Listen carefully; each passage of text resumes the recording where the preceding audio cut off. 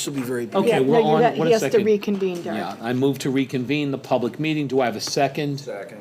We're back in public session. CUNY TV is transmitting the public sessions of this meeting live on the CUNY Board of Trustees website at www.cuny.edu/livestream. Let's now turn to items requiring a vote today.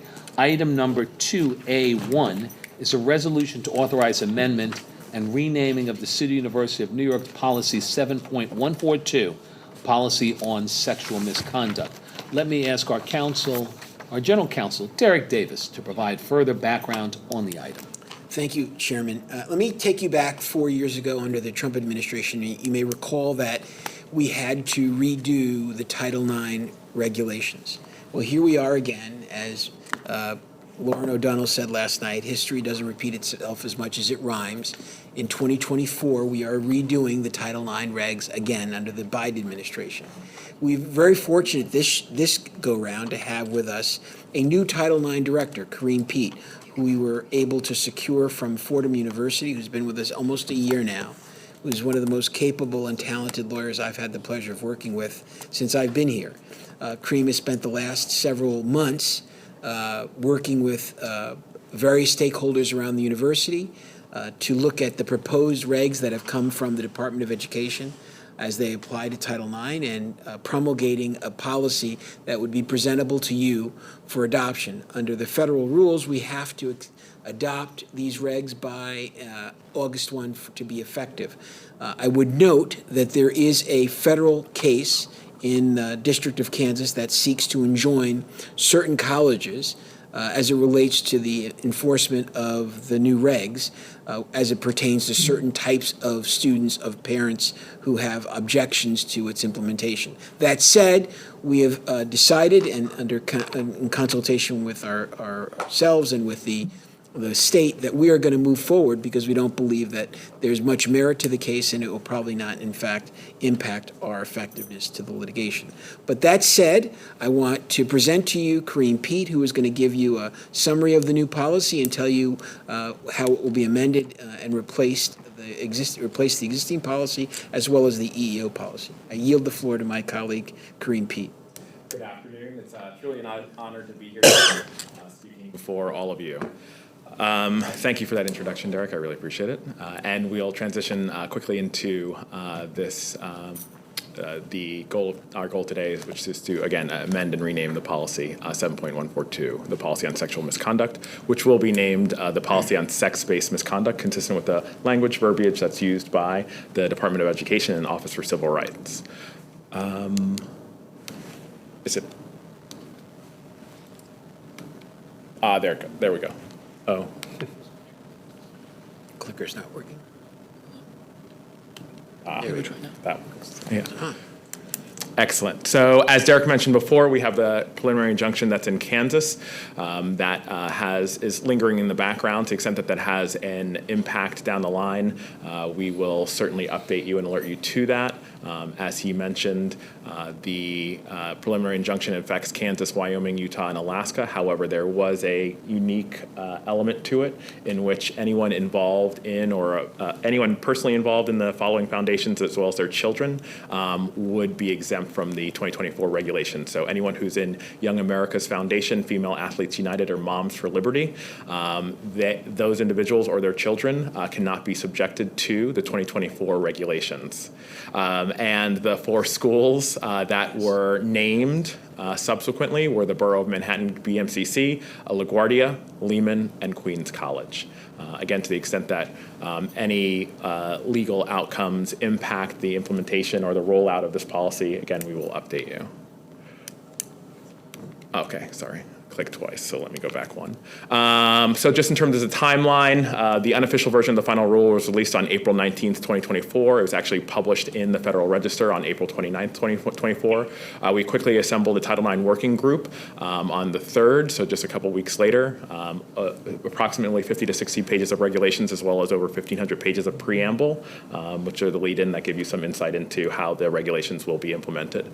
We're before you today to discuss the policy that we have drafted in those approximately 3 months. And we have an implementation date of August 1st.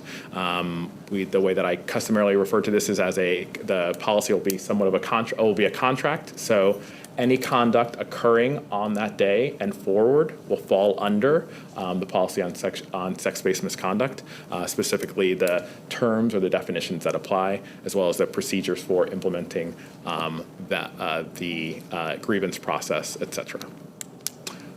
The Title IX Working Group, very quickly, we assembled individuals from OGC, Public Safety, Human Resources, Student Affairs, and Student Conduct, and our Title IX coordinators.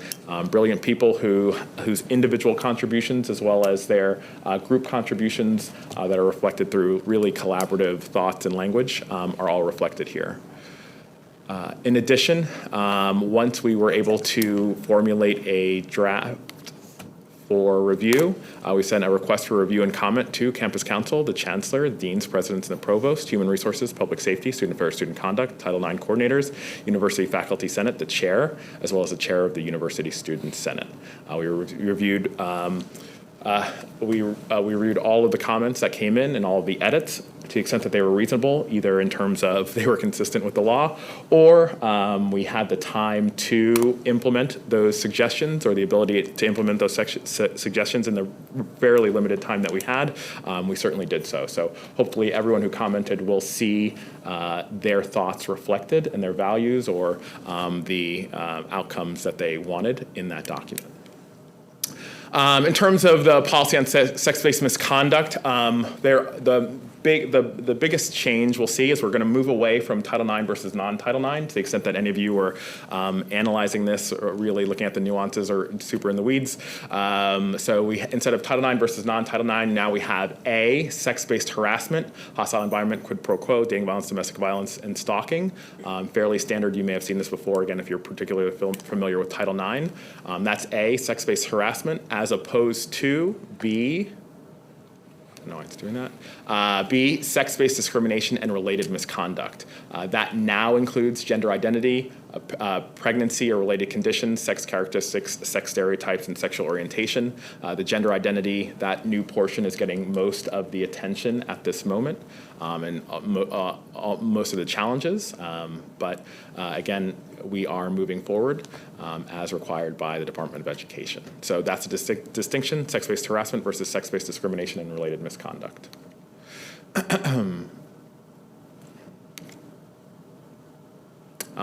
In terms of what we will look to do, as I said when I spoke to the various constituencies throughout this process, an excellent or at least a very good policy is one of three things, or it has three components to it. It's a tool that helps us accomplish our goals or a task.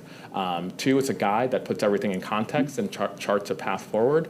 And three, it is a mirror that reflects our values, our vision, our mission. And that's what we tried to put together, a document that accomplished those three things and as well as accurate and compliant with the law. So what we did, we reorganized sections so that they more so followed the natural path of how many Title IX matters go, including the grievance process. We streamlined some sections where we could. We included plain language that we didn't have before, so changing out language or putting a name to concepts, which we hadn't previously done. So mandatory reporter, prohibited consensual relationship, support person, university complaint, notice of investigation, closure.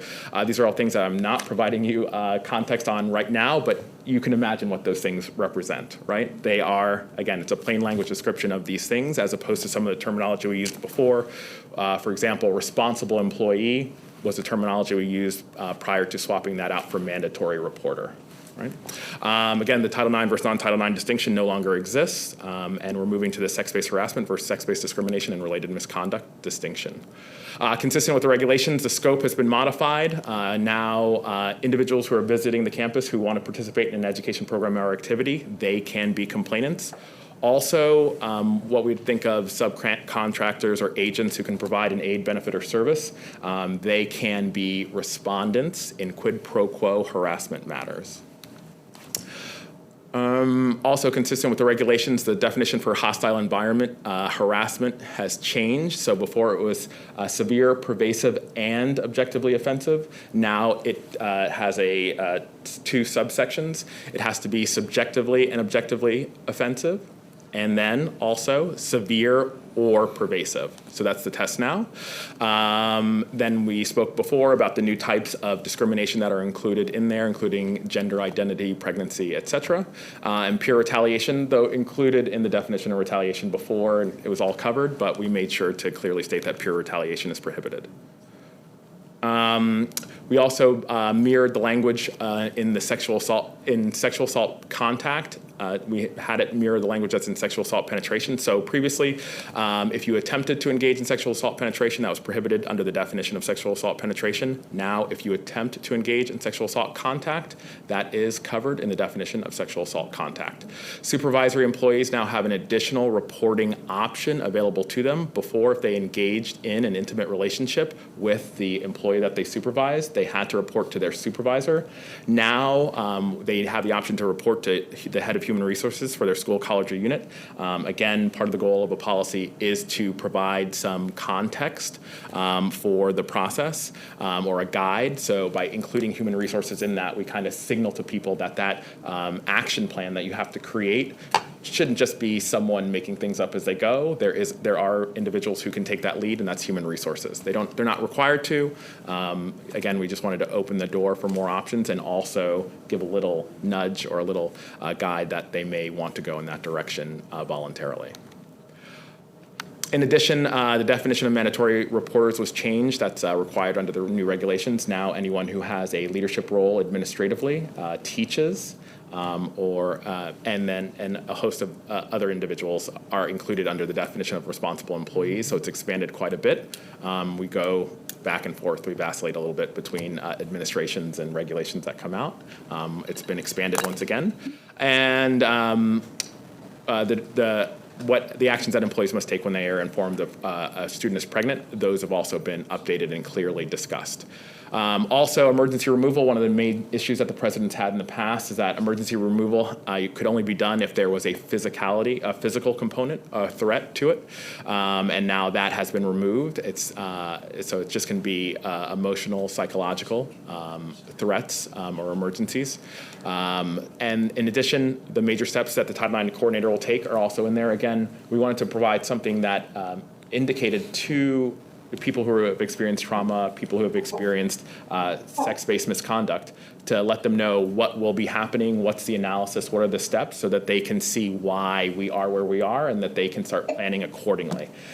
Also, a side benefit to that is it does provide some guidance and direction to our 25-plus Title IX coordinators and in our investigators as well.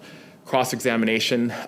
So in terms of advisors of choice, what I saw over the course of my 10 or so months so far is that advisors were coming in if they had a legal background, they were trying to import the rules of criminal procedure or civil procedure, or they were just otherwise speaking on behalf of individuals who didn't necessarily acknowledge that they had submitted those documents, held those beliefs, et cetera. So now, consistent with many other universities or institutions throughout the country, advisors of choice are no longer permitted to submit documents on behalf of parties or speak on behalf of parties. That'll make our process cleaner in terms of the investigative process, as well as the load that's placed on our investigators and coordinators throughout the process.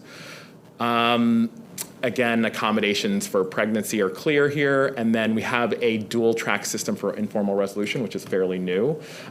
We had a concern from our student affairs professionals and other like-minded people that we were driving, enforcing, and implementing sanctions on individuals through the informal resolution process as an institution without those respondents acknowledging responsibility, which is really problematic in terms of what our values are and what some of the some of the real goals of education at this institution. So what we did is we created a CUNY-guided informal resolution process, which goes forward once a respondent acknowledges responsibility, and then we have a heavier hand or a greater presence, more appropriately, in the informal resolution process.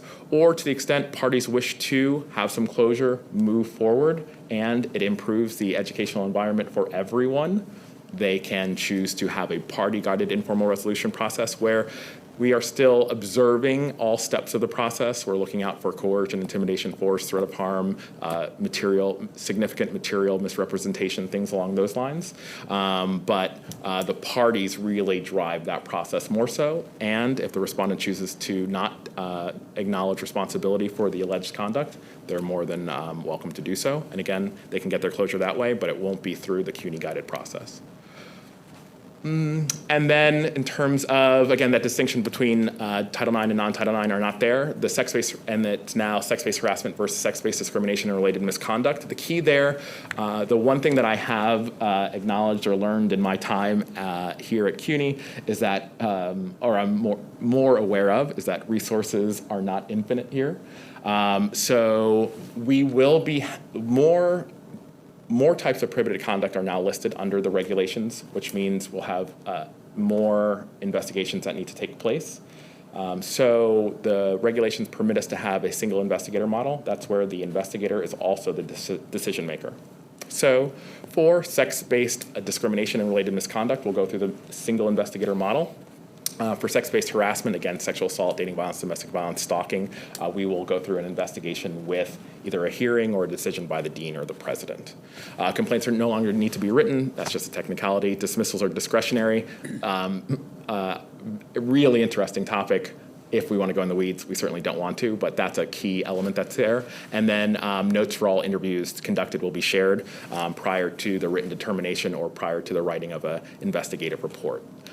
And that is, those are several key factors as well. And then the final ones that we've implemented are greater clarity and guidance on what will be excluded or redacted, bases for expert witnesses. That's all cleared up. Hopefully we've put a nice little bow on that, closed all loopholes.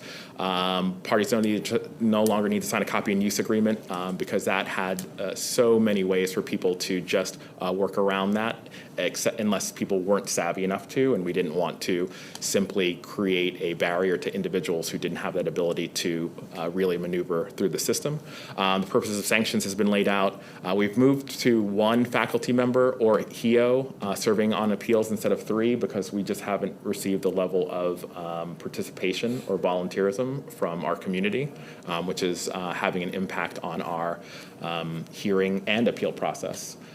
So we've tried to limit that, and we've removed the prohibition on serving on an adjudication committee or as an appeal arbiter for your own school, campus, or unit. Hopefully, people will be more engaged if they believe that they or know that they are doing something that is closer to home and really resolves issues that pertain to the people that they associate with. So those are the major changes. There are additional changes. I'm always happy to discuss this policy or anything Title IX, but those are the high-level issues that we've amended in the current regulations. They are a combination of things that are required under the regulations, issues that just keep popping up week after week, month after month. And so I think we've made a document that we can really be proud of, and it will really make the community safer and allow people to do what they came here to do, which is to realize their full potential, excel, and go out into the world and make a difference. On a related note, we've also... Want to hold on that because that's a separate resolution. Correct. Just hold on that. Okay. Any questions for Kareem on the policy? Just one thing, incredibly thorough. I mean, I really, my compliments. Really well done and very thorough. Okay, great, thank you. It touches on everything, just about so. Questions? Any additional questions? No. So with that, let me move, with no questions, let me move the approval of policy item 2A1. Do I have a second? Second. Any further discussion on this item?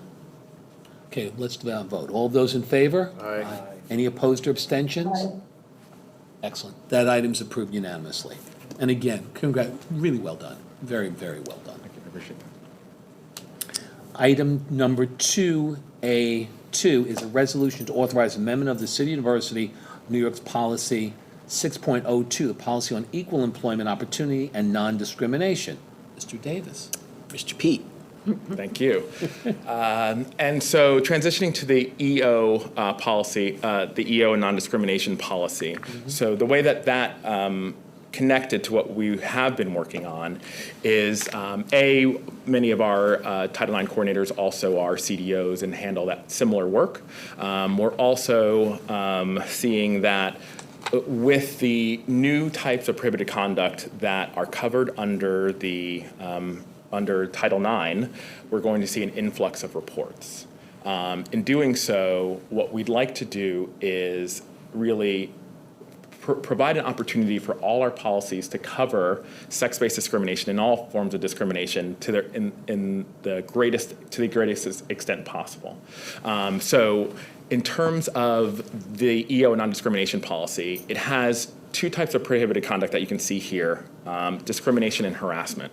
The interesting thing that's happening here is discrimination is treating someone differently based on their sex, and harassment is unwelcome conduct based on protected characteristics, including a full array of types of characteristics. This policy actually pulls out harassment, sexual harassment, as well as sexual violence, and then reroutes it to our policy. Correct. The policy on sex-based It's just misconduct. been established. Yes. So what we're seeing is two different processes that are almost arbitrarily available to parties based on how you want to characterize sex-based misconduct involving employees or other individuals that aren't necessarily that can simultaneously actually fall under the policy on sex-based misconduct. So what we would like to do is remove the latter half of the first sentence, other than sex, so have this policy continue to cover all types of prohibited conduct. Can you read that sentence? Yes. This policy covers prohibited harassment based on all protected characteristics other than sex. Sex-based harassment and sexual violence are covered by CUNY's policy on sexual misconduct. Right. So what we're trying to do is, again, create some consistency for individuals who are experiencing sexual harassment or sex-based discrimination. And the other thing that I say consistently is, besides the inconsistency, is this policy is guided by Title VII. The policy on sex-based misconduct is, and other Title VI and some other areas, but with respect to sex, it's guided by Title VII. In terms of the policy on sex-based misconduct, that's guided by Title IX. Correct. Both are federal laws. Both have policies that are sound. You've put forward dual tracks based on. Well, there are dual laws. Correct. And what we've done is we've abdicated our responsibility under Title VII and put it under Title IX and all those procedural requirements, right? So just theoretically, that I wouldn't say that's an ideal process to deny people, to have a process by which we say Title IX is the way that you will address your sex-based discrimination. And also, just practically speaking, the procedural requirements that are customary under Title VII, they're valid. They're different. They take into account different considerations.